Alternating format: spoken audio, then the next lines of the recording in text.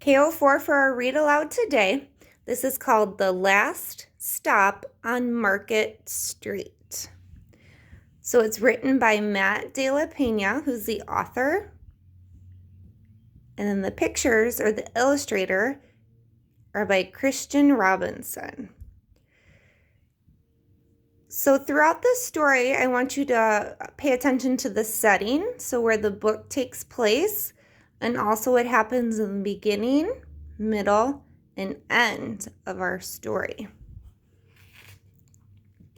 So market is another word for like a store. If you've been to an outside market, or a grocery store can also be called a market.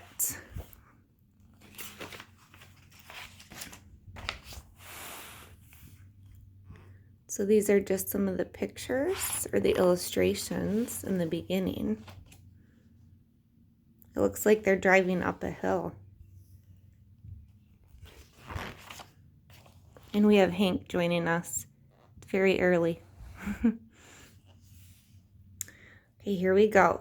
So CJ pushed through the church doors and skipped down the steps. The outside air smelled like freedom, but it also smelled like rain, which freckled CJ's shirt and dripped down his nose.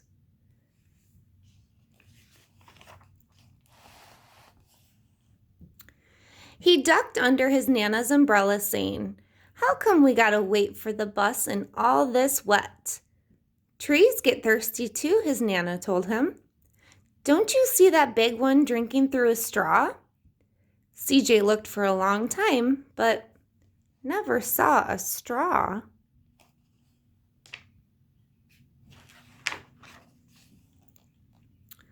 From the bus stop, he watched water pool on flower petals. He watched rain patter against the windshield of a nearby car. His friend Colby climbed in and gave CJ a wave and drove off with his dad. "Nana, how come we don't have a car?"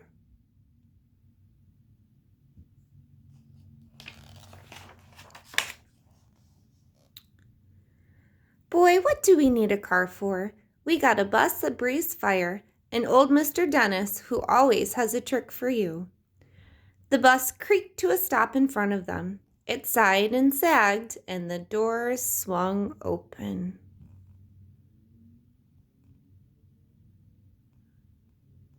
So this must be where they're headed. It says 5 Market.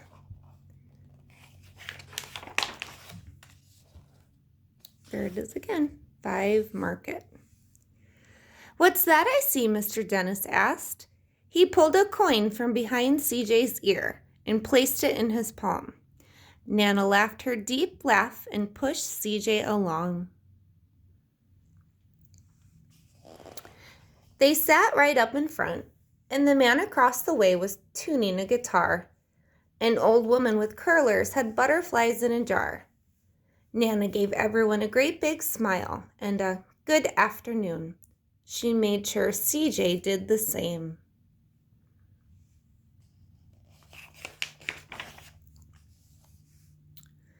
The bus lurched forward and stopped, lurched forward and stopped. Nana hummed as she knit. "How come we always gotta go here after church?" CJ said. "Miguel and Colby never have to go nowhere." "I feel sorry for those boys," she told him. "They'll never get a chance to meet Bobo or the Sunglass Man. And I hear Trixie got herself a brand new hat."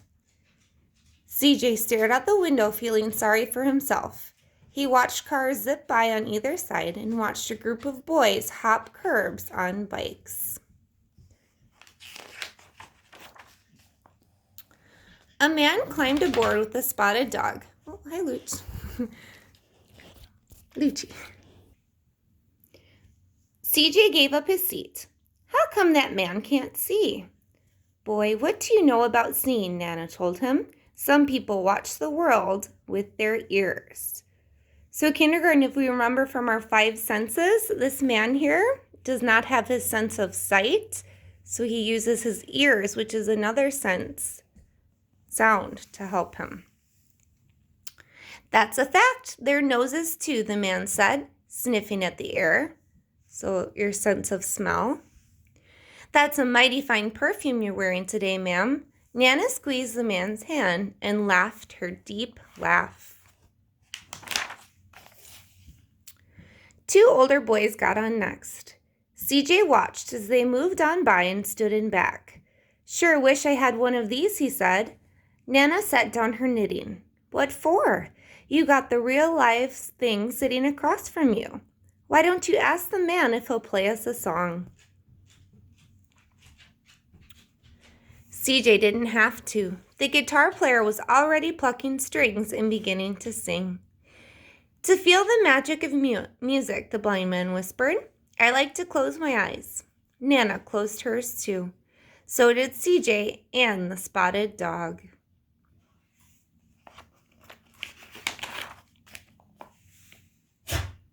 Very cool illustrations. And in the darkness, the rhythm lifted CJ out of the bus, out of the busy city. He saw sunset colors swirling over crashing waves, saw a family of hawks looking through the sky, saw the old woman's butterflies dancing free in the light of the moon. CJ's chest grew full and he was lost in sound, and the sound gave him the feeling of magic. The song ended and CJ opened his eyes. Everyone on the bus clapped, even the boys in back. Nana glanced at the coin in CJ's palm. CJ dropped it in the man's hat. So if you remember from before, that's the same coin that the bus driver gave him. Last stop on Market Street, Mr. Dennis called. CJ looked around as he stepped off the bus. Crumbling sidewalks, broken doors, graffiti-tagged windows, and boarded-up stores. He reached for Nana's hand. How come it's always so dirty over here? She smiled and pointed to the sky. Sometimes when you're surrounded by dirt, CJ, you're a better witness for what is beautiful. CJ saw the perfect rainbow arcing over their soup kitchen. He wondered how his Nana had always found beautiful wherever he never even thought to look. See, there's a rainbow through there. He looked all around them again, at the bus rounding the corner out of sight, the broken street lamps still lit up bright, and the stray cat shadows moving across the wall.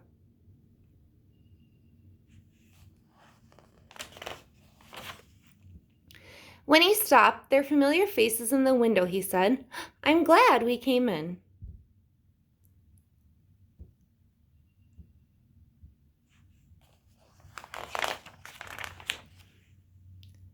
He thought his Nana might laugh, her deep laugh, but she didn't. She patted him on the head and told him, Me too, CJ. Now come on.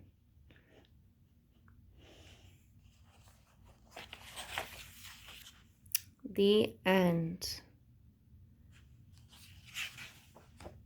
So this was the last stop on Market Street. So their setting did change. Can you turn and tell someone some of the settings in the story? So the bus would be a setting, the market,